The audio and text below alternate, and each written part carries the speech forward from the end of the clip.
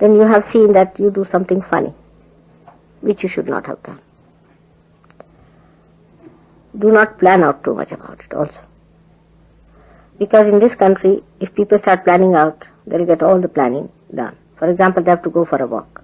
Then they must have proper shoes, they must have proper sticks, they must have this, they must have that, and they must have gloves, and they must have everything, and they never go out. They are so exhausted with the planning itself.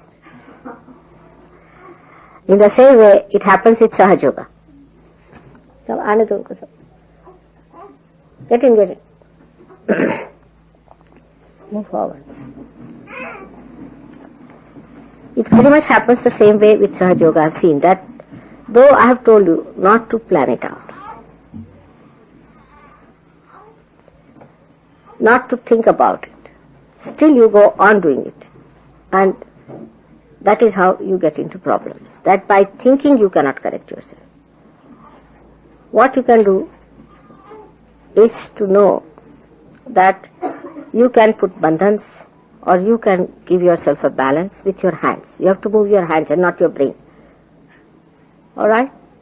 Our brains are moving and hands and feet never move. And out of proportion our brains are moving. But our hands and feet do not move. This is the society which H.G. Wells had described. I can see it very clearly. That you have more brains than your deftness and your understanding. Your fingers are not so sensitive. And the brain leads you to artificiality. So you are not to use your thinking for correcting your chakras. Now should I write it down in golden words? That you cannot think about it and sort it out. This is one thing people do not understand. I think you better take him away because little restless, alright?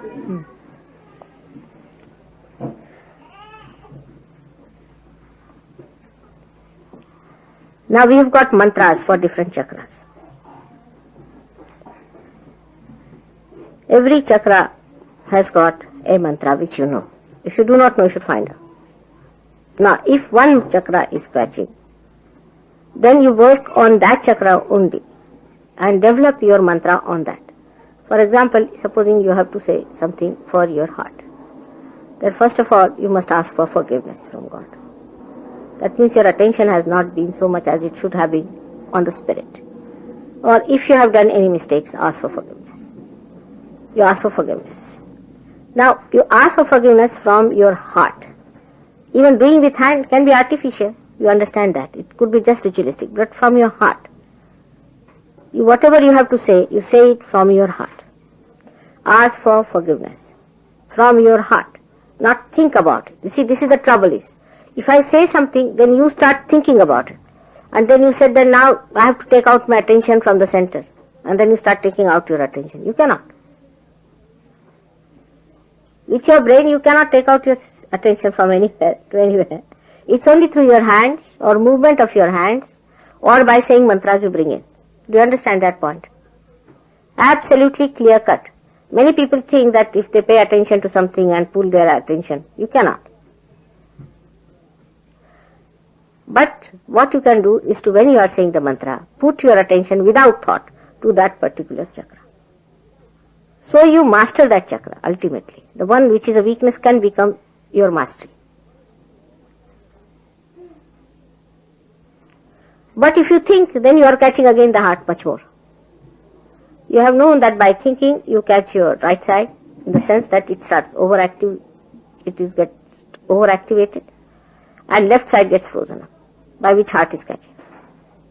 Your ego develops, which engulfs your heart. So the more you think about it, how to correct your ego, the worse you are.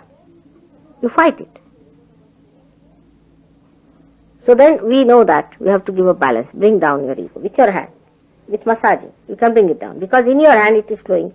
Whether you are catching or not catching, it is flowing from your hand is there. The flow from your hand is there. You may not even receive from me, but there is flow already started. It's germinated. Little bit is always there. Use that to massage your head, bring down your ego. Then for heart also. Do not think about it, but give it. Or you put your hand towards it. Direct the vibrations, but don't think at that time. This is the important thing. If you are thinking and directing, it cannot be directed because your attention is engulfed in the thinking process. Do you understand that point? And here the problem is people think too much and talk too much. I mean, they talk about everything. They know everything. Such a wasteful habits of thinking and then talking about it. Everybody is a monarch here because of ego. So now please tell your ego, you please keep shut. Now we know you too well. Try to push it back as much as you can, with force sometimes. Bring it back like that. Try to bring it to its normal position. And you'll be amazed once it goes to its normal position. You'll feel very much lighter. So this is to be done with your hand. You can use oil to rub, or on your body if you have to rub, you can use even powder or anything for having less friction. But it is through massage, through giving bandhans, by taking it out, or through limbu, or you can use even an orange or something like that. Try to take out these vibrations through these mediums and not through thinking. Through thinking you cannot do it. Once you think, you have no power over yourself. There's a barrier between the spirit and you. Because you are thinking through your ego.